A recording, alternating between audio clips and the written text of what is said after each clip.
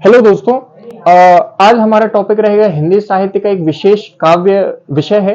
इसके बारे में आज हम अध्ययन करेंगे। हिंदी साहित्य को तीन भाग में डिवाइड करते हैं। एक होता है पद्य, दूसरा गद्य और तीसरा चंपू, है ना। पद्य जो कि हमने अक्सर पांचवी छठवीं या आठवीं तक हमने बड़े आसानी तरीके से हमने पढ़ा है। कोई कवि अपनी कविता को लिखा रहता है या फिर हमें उसका अर्थ बताना होता है कि कवि कहना क्या चाहता है, ठीक है।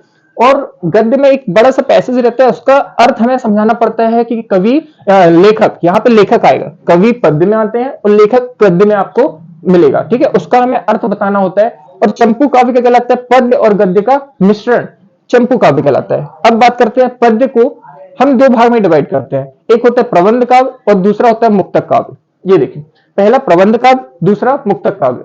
अब मुक्तक प्रबंध काव्य को भी हम तीन भाग में डिवाइड करते हैं। एक होता है महाकाव्य, दूसरा खंड काव्य और तीसरा आख्यान गीत। ये आप नहीं सुने होंगे, आख्यान गीत, जो कि बेसिकली बुंदेली या फिर जो गीत गाया जाता है उसको आख्यान गीत कहा जाता है, ठीक है। तो मुख्यतः यदि बोला जाए प्रबंध काव्य के मुख्य भेद कितने, तो दो लगा के आना है। एक होता है महाकाव्य और दूसरा होता है खंड काव्य, ठीक है। आइए जानते हैं कि आगे क्या होता है, कैसे होता है। फिर प्रबंध काव्य होता क्या है? जहां पे कथा श्रृंखलाबद्ध हो, जहां पे कथा श्रृंखलाबद्ध हो उसे प्रबंध काव्य कहा जाता है। इसमें पहला सर्ग दूसरे पे संबंधित होता है। जीवन के संपूर्ण पक्ष की झांकी उतार दी जाती है प्रबंध काव्य में। और इसमें हमेशा कथा के 5 सोपान होते हैं। जैसे हमेशा संघर्ष किसी के जीवन में चालू होता है, तो संघर्ष हमेशा चालू होगा और संघर्ष का बढ़ना, धीरे धीरे संघर्ष का बढ़ना होता है। फिर एक टाइम आता है कि संघर्ष की चरम अवस्था तक आ जाती है। फिर उस अवस्था को खत्म कर दिया जाता है, मतलब संघर्ष एक टाइम के बाद क्या है, खत्म हो जाता है, पतन हो जाता है। और उसके बाद आता है सुखमय जीवन, ठीक है। ये थे प्रबंध काव्य के 5 सोपान। अब बात करते हैं महाकाव्य। महाकाव्य में किसी विशेष व्यक्ति की कथा का वर्णन किया जाता है। महाकाव्य में किसी विशेष व्यक्ति का कथा का वर्णन किया जाता है। व्यक्ति के संपूर्ण जीवन का विवरण हमें महाकाव्य में उतारना होता है। इसमें कम से कम 8 सर्ग होना चाहिए, है ना। इसमें लगभग कम से कम 8 सर्ग होना चाहिए, 8 से अधिक हो सकता है। अब बाद इसमें आता है एक रामायण।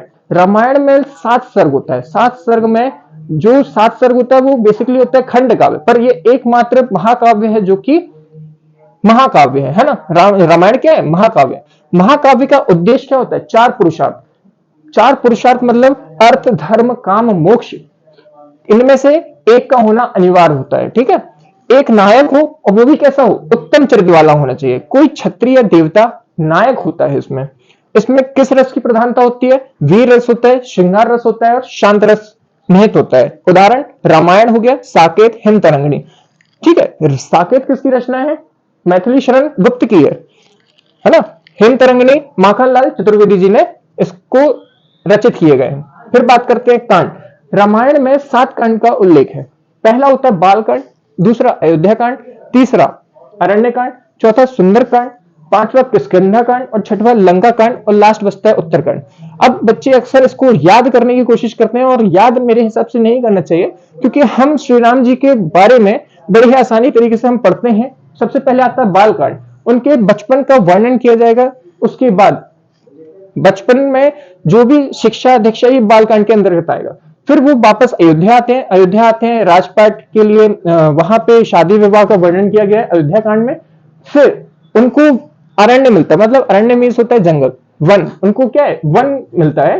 तो अरण्य कांड में वर्णन आ जाता है उनके वन विभाग से, मतलब वो अपने राक्षस वगैरह इनको तारते हैं। फिर आते हैं सुंदरकांड। सुंदरकांड में हनुमान जी का मिलन होता है श्री राम जी के साथ। और किष्किंधा कांड में हनुमान जी ने किष्किंधा जो राजा बलि है ना, राजा बाली और सुग्रीव का युद्ध का वर्णन किया गया है। और किष्किंधा का जो साम्राज्य है, जो राजपाट है, वो सुग्रीव को मिल जाता है। फिर आते हैं लंका कांड। सीता माई की खोज में लंका कांड को लंका दहन किया जाता है, लंका कांड का उल्लेख मिलता है, रावण को मारा जाता है। और उत्तरकांड की बात करें तो यहाँ पे उनके युद्ध का विवरण किया गया है उत्तरकांड में, ठीक है। फिर बात करते हैं खंड काव्य। खंड काव्य में क्या होता है? जीवन के किसी एक पक्ष का वर्णन होता है। जीवन के किसी एक पक्ष का वर्णन होता है, जीवन की किसी महत्वपूर्ण घटना को आधार बनाया जाता है। इसमें सर्गों की संख्या 8 से कम होती है। यह ध्यान रखने वाली बात है कि खंड काव्य में सर्गों की संख्या कितनी होती है? 8 से कम होती है। और नायक का चरित्र हमेशा क्या होना चाहिए? उत्तम होना चाहिए। फिर बात करते हैं उदाहरण। ये उदाहरण क्या होता है? यशोधरा और पंचवटी। ठीक है, यशोधरा किसकी रचना है?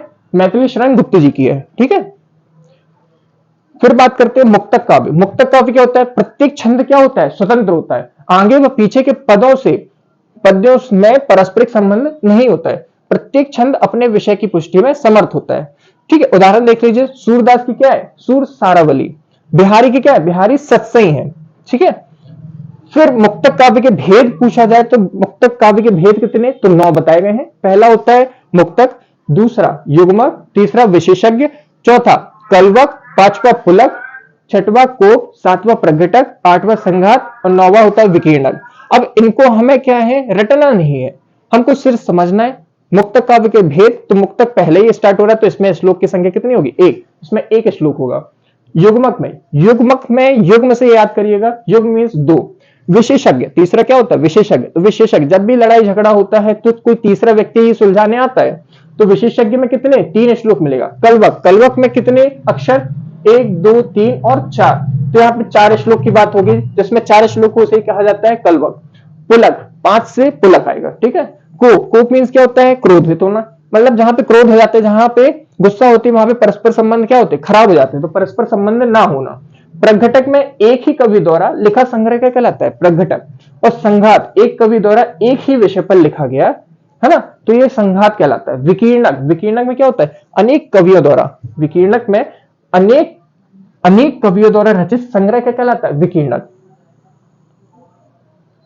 अब पढ़ते हैं चंपू काव्य। चंपू काव्य की खास बात क्या होती है कि गद्य व पद्य का मिश्रित काव्य क्या कहलाती है? काव्य रचना चंपू काव्य कहलाती है। इसमें देवता, मानव, पशु पक्षी या किसी पर भी आधारित हो सकता है। ठीक है, नायिका का होना इसमें अनिवार्य नहीं माना गया है ना।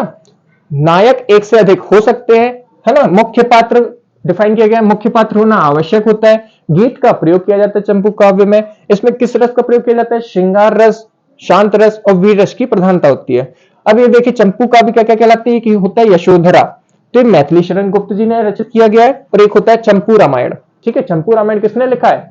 भोजराज जी ने। ठीक है, फिर बात कर लेते हैं कुछ परिभाषाएं। अभी तक हमने पढ़ लिए काव्य के प्रकार। अब कुछ महानुभाव, कुछ आचार्य ने अपने अपने मत के अनुसार कुछ विभिन्न परिभाषाएं लिखी है, जैसे रसात्मक वाक्यम काव्यम।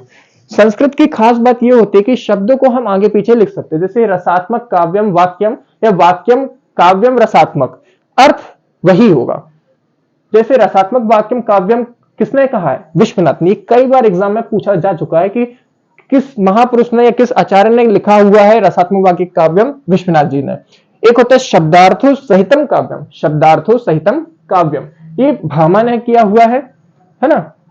रमणीक अर्थ प्रतिपादकम काव्यम, ये किसने लिखा हुआ है? पंडित जगन्नाथ जी ने। ठीक है, अब भरत मुनि जी ने इसको और सरल तरीके से कहने का प्रयास किया है, जैसे जिसकी रचना कोमल और ललित शब्दों से की गई हो और जिसका शब्दार्थ अत्यंत गुण हो। गुण मीन्स क्या होता है?